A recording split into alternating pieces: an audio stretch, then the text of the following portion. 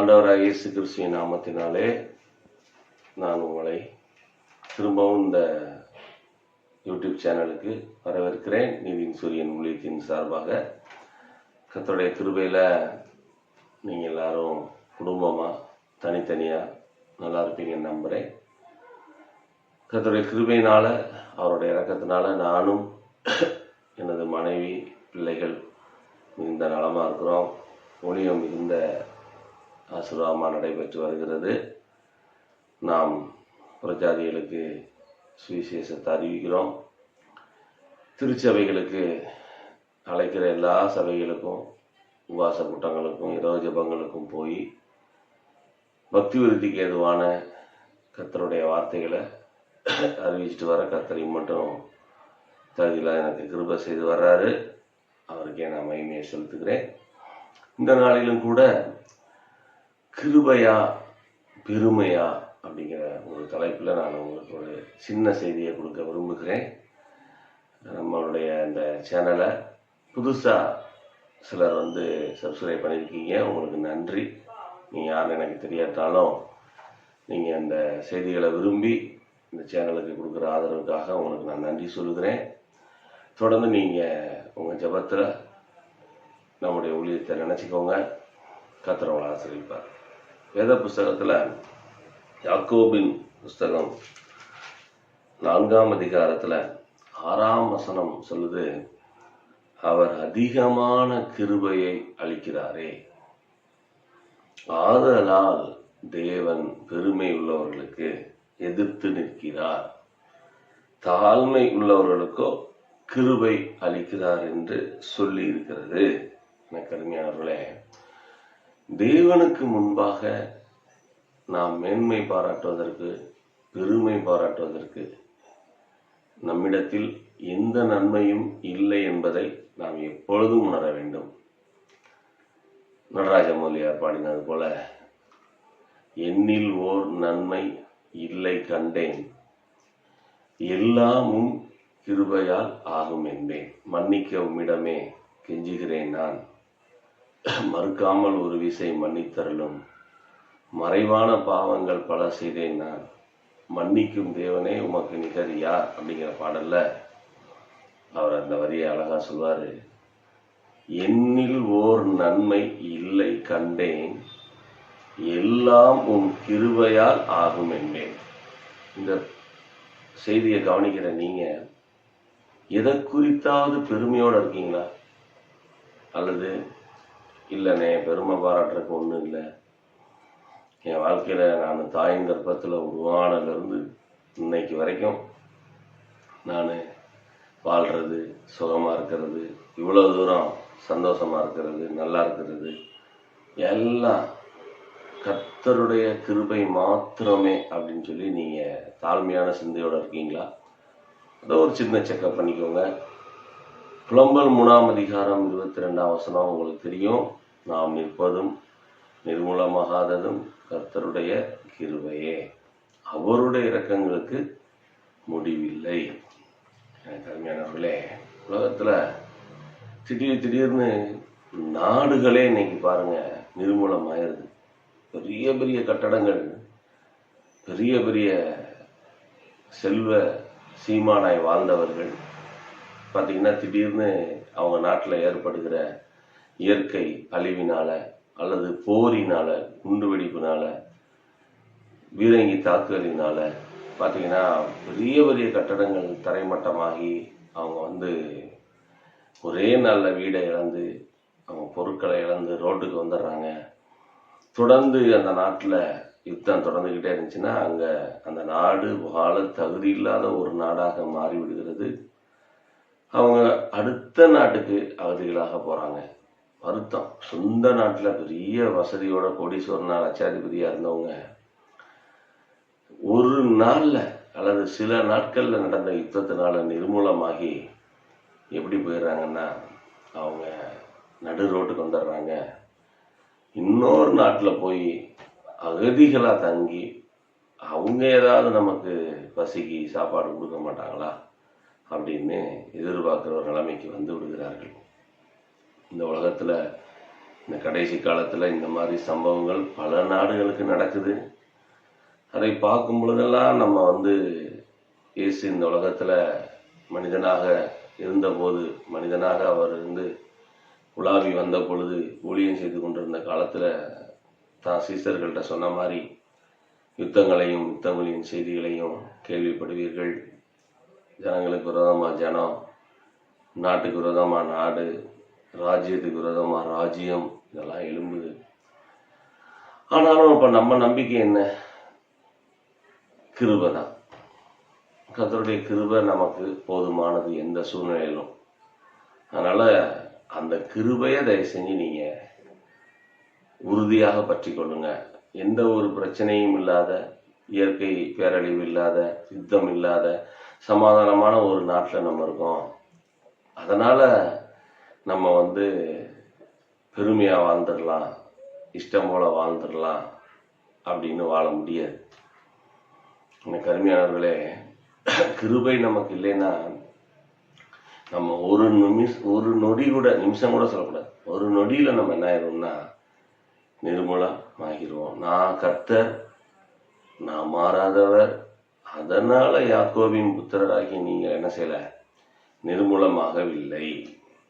கருமையானவர்களே, தினமும் நீங்க காலையில, சாயங்காலத்துல, இரவுல அடிக்கடி ஆண்டவரே உங்க கிருபையினாலதான் நானும் என் வீட்டாரும் இன்னைக்கு ஜீவனோட இருக்கோம். உங்க கிருபையினாலதான் நாங்களும் இந்த பூமியில உங்களுடைய பிள்ளைகளா ஒரு சாட்சியா இருக்கோம்.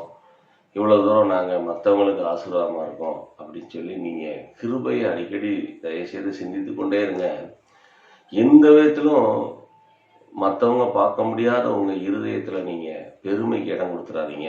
நான் ரொம்ப அறிவா இருக்கேன், ரொம்ப அழகா இருக்கேன், ரொம்ப படிச்சிருக்கேன், எனக்கு ஒரு 4-5 தலைமுறைக்கு தேவையான சொத்து இருக்கு, மற்றவங்களோட எனக்கு ரொம்ப அறிவு இருக்கு, இப்படி சொல்லிக்கிட்டே போகலாம். பெருமை அடைகிறதுக்கு பார்த்தீங்கன்னா 1000 காரணம் இருக்கு. ஆனால் ஆண்டவர் என்ன எதிர்பார்க்கிறாருன்னா, உன் எல்லா பெருமையையும் நீ உன் இதயத்தை விட்டு எடுத்துட்டு கிருபையை மட்டும் சார்ந்து நீ வாழ பழகிக்கோ அப்படின்னு சொல்றாரு. ஏன்னா தாவீது நமக்கு ஒரு நல்ல அருமையான வார்த்தையை சொல்லிட்டு போனாரு 23ஆம் சங்கீதத்துல, என் ஜீவன் உள்ள நாளெல்லாம் பணம் என்னை தொடரணும், என் ஜீவன் உள்ள நாளெல்லாம் சொத்து பத்து என்னை தொடரணும், சொந்தம் பந்தம் தொடரணும், நான் சேர்த்து வச்சது என்னை பின்தொடரணும் அப்படின்னு சொல்லலை. ஏன்னா அதெல்லாம் கூட வராதுன்னு அவருக்கு தெரியும். கிருபைக்கு சமமா இந்த உலகத்துல நீங்க சேர்த்து வச்சிருக்கிற சொத்து ஒரு நாள் ஆகாது, உங்க படிப்பு ஆகாது, உங்க அறிவு ஆகாது, உங்களுடைய திறமை ஆயிடாது. கர்த்தருடைய கிருபைக்கு சமமா அந்த உலகத்துல எதுவுமே கிடையாது. ஏன்னா கிருபைக்கு அர்த்தமே தகுதியே இல்லாத ஒருத்தவங்களுக்கு ஆண்டவர் பாராட்டுகிற தயவு தான். அதனால மேன்மை பாராட்டு நமக்கு வழியே இல்லை.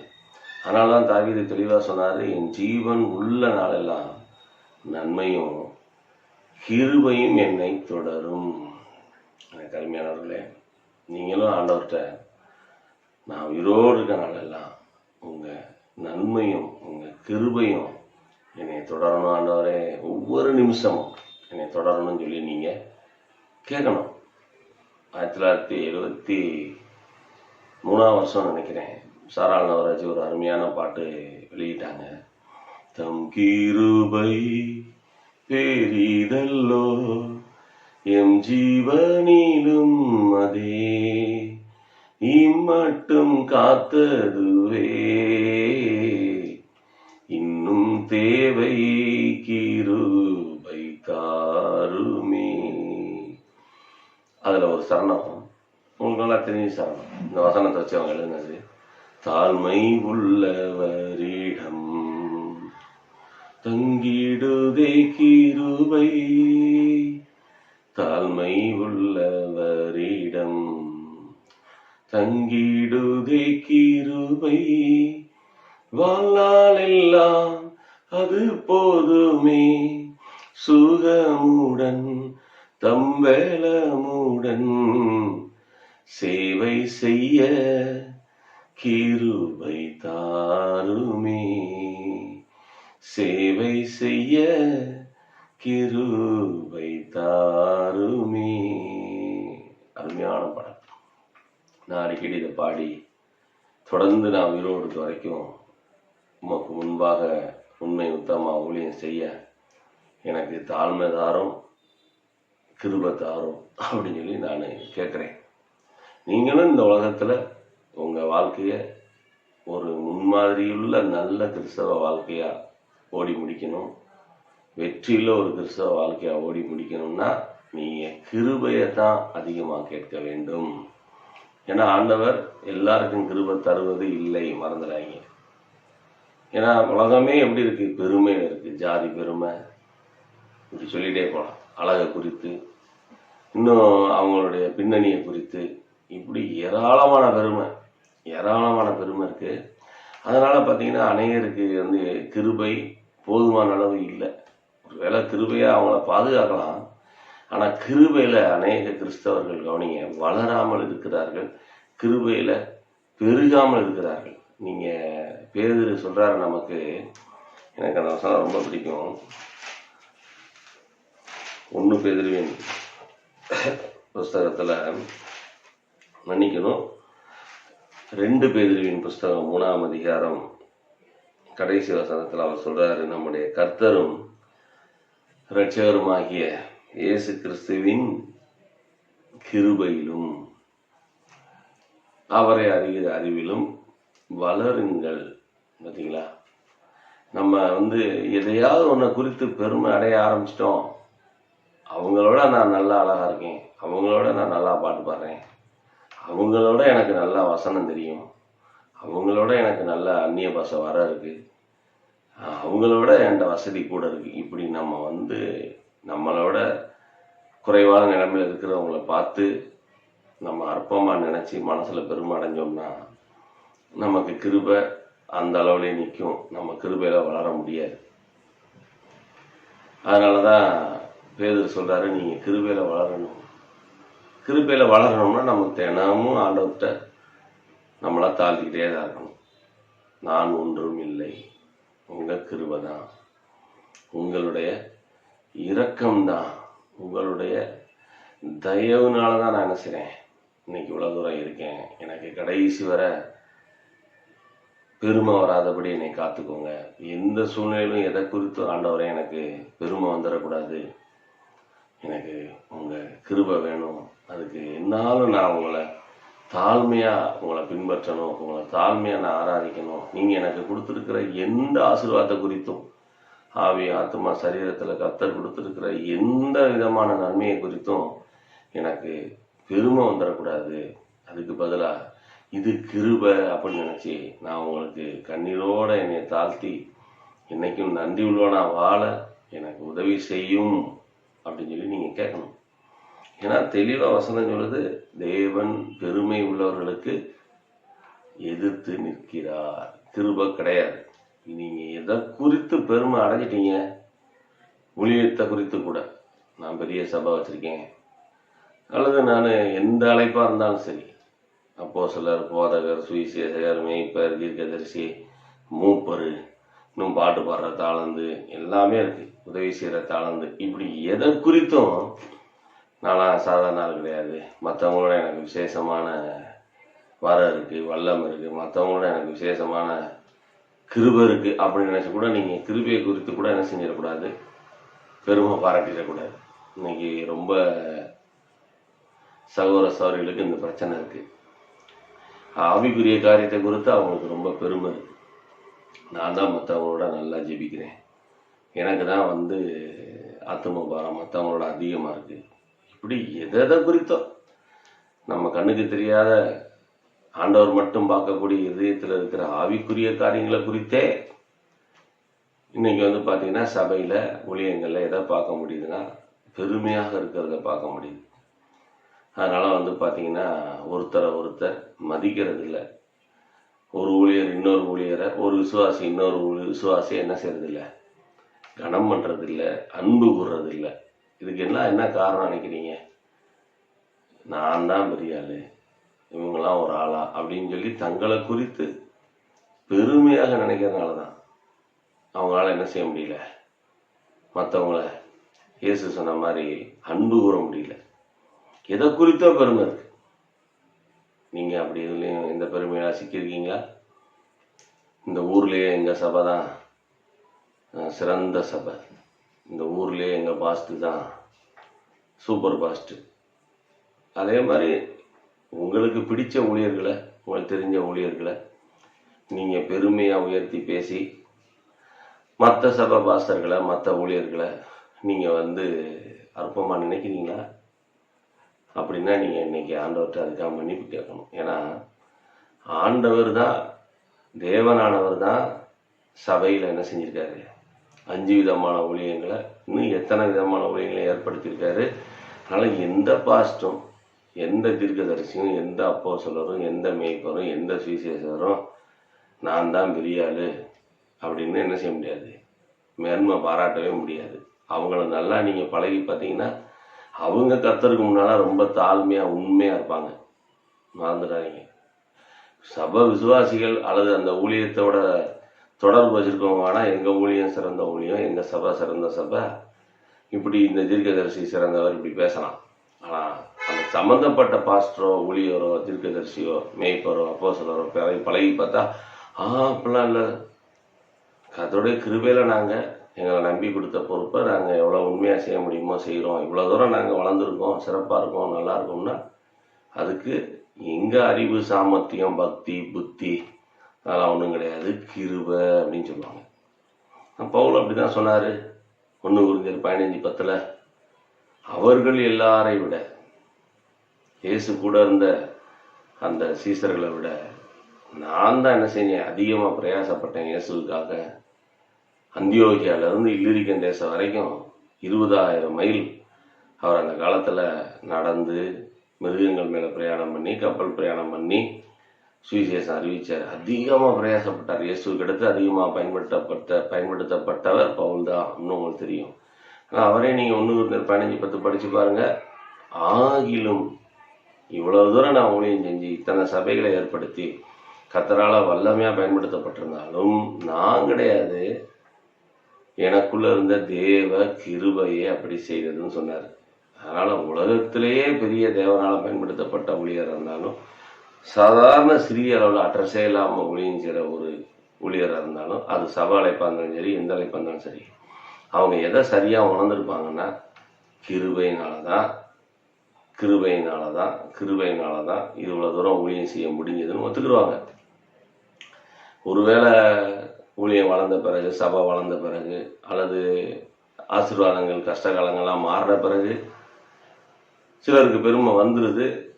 அவங்களுக்கும் ஆண்டவர் என்ன செய்வார், எப்பா நீ தாழ்மையாக இருக்கணும்னு சொல்லி உணர்த்துவார் கட்டாயம். அவங்களும் தாழ்மைக்கு வந்துதான் ஆகணும், இல்லைன்னா அவங்களுக்கு கிருபை பெருகாது. ஏன்னா பிரமாணத்தை, வசனத்தை யாரும் மாற்ற முடியாது. அதனால் இதை பார்க்குற நீங்கள் ஆவிக்குரிய காரியத்தை குறித்தும் பெருமையாக இருந்தீங்கன்னா அதுக்காக நீங்கள் வருந்தணும். இந்த ஊர்லேயே எங்கள் சபை தான், இந்த ஊர்லேயே எங்கள் ஊழியர் தான், இந்த ஊர்லேயே நாங்கள் நடத்துகிற ஊழியர்தான், இந்த ஊர்லேயே நாங்கள் ஐக்கியம் வச்சிருக்கிற ஊழியர்கள் தான் சூப்பரு, மற்றவங்கலாம் சும்மா அப்படின்னு சொல்லி நீங்கள் அதை குறித்து பெருமை அடைஞ்சிருந்தீங்கன்னா அதையும் நீங்கள் ஆண்டவர்கிட்ட மன்னிப்பு கேட்டு, ஆண்டவரே எங்கள் ஊழியருக்கு கிருபை கொடுத்த மாதிரி எல்லா ஊழியருக்கும் கிருபை கொடுங்கன்னு சொல்லி நீங்கள் கர்த்தருடைய கிருபைக்காக என்ன செய்யுங்க, மன்றாடுங்க. நீங்கள் யார் அற்பமாக நினைக்கிறதுக்கு ஆண்டவர் உங்களுக்கு அனுமதி கொடுக்கல. ஏன்னா கர்த்தர் தான் எல்லாருக்குள்ள இருந்து அவர் என்ன செய்கிறாரு, கிரியை செய்கிறாரு. அவர் தான் எஜமானா இருக்காரு. தோட்டத்தில் வேலையை வேணால் பிரித்து கொடுத்துருக்காரு. இதை நீங்கள் கொரிந்து சபைக்கு பவுல் சொன்னதை படிக்கலாம். அப்போல்லாம் என்ன செஞ்சுருக்கலாம், எதிர்பார்த்திருக்கலாம், பவுல் நட்டுருக்கலாம். ஆனால் விளைவிக்கிறது தேவன் தான். அதனால் சரியாக சத்தியத்தை விசுவாசிக்கிற எவ்வளவு பெரிய 10,000 லட்சம் விசுவாசிகளை வச்சிருக்கிற பாஸ்டர் இருந்தாலும், அல்லது லட்சம் பேருக்கு சுவிசேஷம் சொல்கிற சுவிசேஷராக இருந்தாலும், உலகத்துக்கே பெரிய தீர்க்கதரிசியாக இருந்தாலும், பெரிய பைபிள் காலர் டீச்சராக இருந்தாலும், யாராக இருந்தாலும் என்ன ஒத்துக்குருவாங்கன்னா, ஐயா இவ்வளோ தூரம் நாங்கள் தேவனுக்காக இதை செய்ய முடிஞ்சிச்சுன்னா நாங்கள் கிடையாது, எங்களுடைய சாமர்த்தியம் கிடையாது, எங்களுடைய அறிவு கிடையாது, எங்களுடைய பலன்லாம் கிடையாது, கர்த்தருடைய கிருபை அப்படித்தான் சொல்லுவாங்க. நீங்கள் விசுவாசிகள் என்ன செஞ்சிடாங்க, ஊழியர்களை கெடுத்துறாங்க. உங்களை மாதிரி யார் இருக்கா, உங்களை மாதிரி ஊரில் யாரும் கிடையாதுன்னு சொல்லி நீங்கள் யாரோட ஐக்கியம் வச்சுருக்கீங்களோ அவங்கள போய் புகழ்ந்து புகழ்ந்து புகழ்ந்து அந்த ஊழியருக்கு பெருமையை நீங்கள் வர வச்சுறாங்க. கிருபைக்காக மட்டும் நீங்கள் நன்றி சொல்லி கிருபையை நல்லா பற்றி கொள்ளுங்க. கர்த்தர் உங்களுடைய ஊழியர் மூலம், நீங்கள் ஐக்கியம் வச்சிருக்க சபையின் மூலம் பேசுகிற வார்த்தைக்கு நீங்கள் உங்களை ஒப்பு கொடுங்க. அதை தான் ஆண்டவர் எதிர்பார்க்குறாரு. இந்த மாதிரி தேவையில்லாத ஆவிக்குரிய பெருமையில சிக்கிக்கிறாங்க. பல பட்டணங்களில் நான் ஊழியங்களுக்கு போகும்போதெல்லாம் இந்த பெருமையோட விசுவாசிகள் இருக்கிறத பார்க்குறேன். எதை குறித்து பெருமைன்னா, அவங்க சபையை குறித்து, அவங்களுடைய ஐக்கியத்தை குறித்து, அவங்களுடைய நட்பை குறித்து, இன்னும் அவங்க மற்ற ஊழியர்களோட வச்சிருக்கிற அவங்களுடைய தொடர்பை குறித்து அவங்களுக்கு என்ன இருக்குது. நான் இவ்வளோ பெரிய ஊழியக்காரோட நட்பாக இருக்கேன். எனக்கு அருமையானவர்களே, தேவன் இப்படிப்பட்ட சிந்தையோடு இருக்க நம்மளை அழைக்கல. பவுல் தெளிவாக ஒரு சபை சொன்னார், நான் யாரு, அப்பல்லோ யாரு, நாங்களாம் உங்களுக்கு ஊழியக்காரங்க, உங்களுக்கு தொண்டு செய்கிறவங்க. நீங்கள் தேவனுடைய பண்ணையா இருக்கீங்க, மந்தையா இருக்கீங்க. உங்களுக்கு முன்மாதிரியா வாழ்ந்து நாங்கள் உங்களுக்கு என்ன செய்யணும், தேவனுடைய வார்த்தையை சொல்லணுமே, உங்களை வழி நடத்தணும், சீர்பொருந்தம் பண்ணணுமே ஒழிய பெருமை பாராட்டுறதுக்கு பவுலுக்கோ அப்பல்லாவுக்கோ கேபாவுக்கோ யாருக்குமே உரிமை இல்லைன்னு அவரே எழுதி வச்சிருக்காரு. ஆனால் இந்த காலத்தில் கிறிஸ்தவ மத்தியில் பெரிய பெருமை எதை குறித்திருக்குன்னா, அவங்கவுங்களுடைய அந்த தேவையில்லாத சத்தியத்துக்கு சம்பந்தமில்லாத மனுஷருடைய பாரம்பரியங்களை குறித்து, அல்லது தேவையில்லாத மனுஷனுடைய தேவனுடைய கற்பனையை உபதேசிக்காம தங்களுடைய கருத்துக்களை சொல்றாங்க பாருங்க. அதை குறித்து அவங்களுக்கு என்ன இருக்கு, பெருமை இருக்கு. எனக்கு அருமையானவர்களே, நீங்க ரொம்ப ஜாக்கிரதையா இருக்கணும். இந்த கடைசி காலத்துல ஏன் நான் இதை உங்களுக்கு இந்த நேரத்தில் வெளியிடுறேன்னா, நீங்க பெருமையா இருக்கீங்களா தாழ்மையா இருக்கீங்களா அப்படிங்கிறத வெளியே கண்டுபிடிச்சிடலாம். ஆனாலும் பல நேரத்துல உங்க இருதயத்துல நீங்க எப்படி இருக்கீங்கன்னு யாருக்குமே தெரியாது. வெளியே தாழ்மையா பேசுவாங்க, தாழ்மையா இருக்க மாதிரி தான் சோத்திரம்லாம் சொல்லுவாங்க, தாழ்மையா இருக்க மாதிரி தான் பழகுவாங்க. இருதயம் பார்த்தீங்கன்னா பயங்கர பெருமையா இருக்கும், பிரைடா. இது ஒரு பெரிய ஆபத்து. விக்கிரக ஆராதனையை விட, வேசித்தனத்தை விட, விபச்சாரத்தை விட எல்லாமே தப்பு தான். ஆனால் இன்னும் இதெல்லாம் விட ரொம்ப பெரிய டேஞ்சர் எதுன்னா இந்த பெருமை. ஏன்னா முதல் விழுக பரலோகத்தில் லூசிபர் விழுந்தது இந்த பெருமையினால தான். மறந்துடாதீங்க. நீங்கள் ரொம்ப ஜெபம் பண்ணுறவங்களா இருக்கலாம், மற்றவங்கள விட ரொம்ப நேரம் நீங்கள் பைபிள் தியானிக்கலாம், ரொம்ப நேரம் நீங்கள் ஆவிக்குரிய காரியத்தில் நேரம் செலவிட்டு மற்றவங்களோட உங்களுக்கு ஆண்டவர் அதிகமான கிருபைகள், வரங்கள், தாழ்ந்துகள் கொடுத்துருக்கலாம். அதை குறித்து நீங்கள் பெருமை அடைஞ்சிடாதபடி ஜாக்கிரதையா இருங்க. எந்த அளவுக்கு அதிகம் உங்களுக்கு கிருபை கொடுக்குறாரோ, அதிகம் உங்களுக்கு தாழ்ந்துகளும் வரங்களும் வல்லமைகளும் கொடுக்குறாரோ, அந்த அளவுக்கு நீங்கள் ஆண்டவருக்கு முன்னால் அவங்கள தாழ்த்துறதுக்கு நீங்கள் கடமைப்பட்டிருக்கீங்கிறத மறந்துடாதீங்க. தேவன் அதை எதிர்பார்ப்பார். ஆண்டவரே, இதெல்லாம் நீங்கள் என் மேலே வச்ச கிருபை, இதை பெற்றுக்கொள்றதுக்கு எனக்கு எந்த தகுதியும் இல்லை அப்படிங்கிற தாழ்மையான சிந்தையோடு இருங்க. மறுபடியும் சொல்கிறேன், நீங்கள் பெருமையாக இருந்தால் உங்களுக்கு கிருபை பெருகாது, நீங்கள் கிருபையில் வளர மாட்டீங்க.